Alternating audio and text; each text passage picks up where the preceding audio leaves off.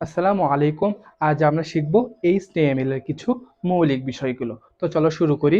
তো দেখো, HTML এর ফুল ফর্মটা কি এটা আগে আমরা জেনে নিই। HTML বলতে বোঝায় হাইপার টেক্সট মার্কআপ ল্যাঙ্গুয়েজ।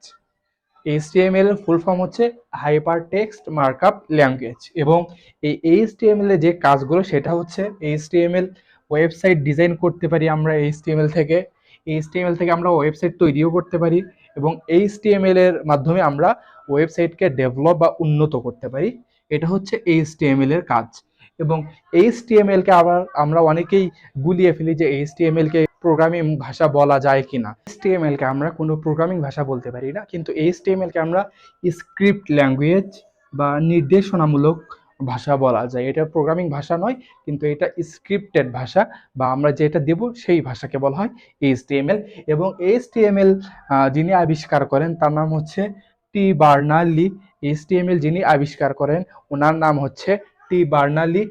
উনি 1990 সালে টি বার্নার্লি 1990 সালে এই HTML-টি আবিষ্কার করেন। এই প্রোগ্রামিং সিস্টেমটা তিনি 1990 সালে আবিষ্কার করেন। এবং এই HTML এ কতগুলো মার্কআপ ট্যাগ, এই HTML কতগুলো মার্কআপ ট্যাগ বা নির্দেশনামা। ট্যাগ বলতে তোমরা অনেকেই বোঝো যে আমরা ফেসবুক বা বিভিন্ন অনলাইন প্ল্যাটফর্মে আমরা বিভিন্ন মানুষকে ট্যাগ করে থাকি। ট্যাগ বা আমরা তাকে ইন্ডিকেট করে থাকি বা নির্দেশ করে থাকি, তাকে আমরা যুক্ত করে থাকি। এই সিস্টেমকে আমরা বলতে পারি মার্কআপ ট্যাগ। এই ট্যাগ থাকে যা তথ্য। এই ট্যাগের কাজ হচ্ছে তথ্যকে কিভাবে আমরা উপস্থাপন করব। এই ট্যাগের কাজ হচ্ছে তথ্যকে কিভাবে আমরা উপস্থাপন করব তা নির্দেশ করে। আবারও বলছি, এই HTML এ কিছু মার্কআপ থাকে, মার্কআপ ট্যাগ থাকে বা নির্দেশনামা থাকে, যেগুলোর মাধ্যমে আমরা বিভিন্ন তথ্যকে উপস্থাপন করতে পারি এবং কিভাবে উপস্থাপন করব সেটাও আমরা এই HTML এর মাধ্যমে নির্দেশ করে থাকি বা নির্দেশনামা দিয়ে থাকি। এবং কতগুলো ট্যাগ যুক্ত করে একটি ওয়েব পেজ তৈরি হয়। একটা ওয়েব পেজ কিন্তু একটা HTML বা একটা ট্যাগ ব্যবহার করে তৈরি হয় না। একটা ওয়েব পেজ বিভিন্ন বা একাধিক আমরা ট্যাগ ব্যবহার করে একটা ওয়েব পেজ তৈরি করতে পারি।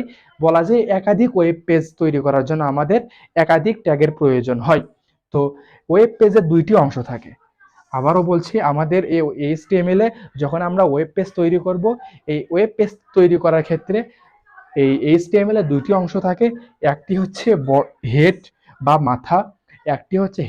মাথা, এবং অপরটি হচ্ছে বডি। আবারও বলছি, আমরা যখন ওয়েব পেজ তৈরি করব সেক্ষেত্রে আমাদের HTML এর দুইটি অংশ প্রয়োজন। প্রথমটি হচ্ছে হেড বা মাথা এবং অপরটি হচ্ছে বডি বা শরীর বা মূল যেটা। তো হেড কাকে বলে? হেড বলতে টাইটেল, শিরোনাম, ধরন, কিওয়ার্ড যেটাতে থাকে সেটাকে আমরা বলতে পারি হেড বা মাথা। তোমরা অবশ্যই খেয়াল করছো যখন তোমরা ফেসবুক, ইনস্টাগ্রাম, ইউটিউব, তারপর বিভিন্ন যে অনলাইন প্ল্যাটফর্মগুলো আছে, বিভিন্ন ওয়েবসাইটগুলো আছে, এগুলোতে তুমি যখন প্রবেশ করবে, প্রবেশ করার পর প্রথম যে পেজটা থাকে বা সবার উপরে যে লেখাগুলো থাকে, আমরা যখন ফেসবুক লগ ইন করি, ফেসবুক লগ ইন করার পর তুমি একটা জিনিস নোটিস করবে, দেখবে ওই প্রথম পেজের বা প্রথম যে পেজটা থাকে ওই প্রথম পেজের উপরে লেখা থাকে ফেসবুক। বা তুমি যখন ইউটিউবে প্রবেশ করবে তখন ইউটিউবের যে প্রথম পেজটা থাকে ওই প্রথম পেজের উপরে লেখা থাকে ইউটিউব।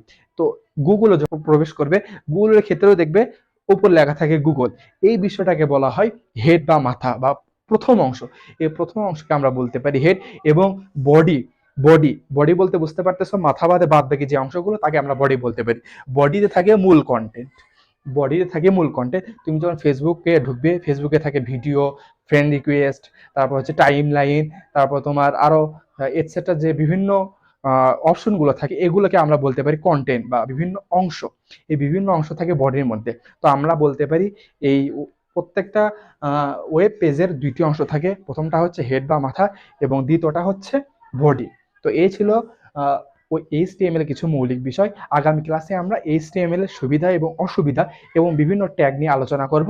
তার পরবর্তী ক্লাসে আমরা মূল ক্লাস চলে যাব, যেটা থেকে আমরা বিভিন্ন HTML এর মাধ্যমে web page, website, web development, web আরো যেগুলো প্রকারগুলো আছে ওগুলো আমরা শিখবো। তো ধন্যবাদ সবাইকে। আসসালামু আলাইকুম।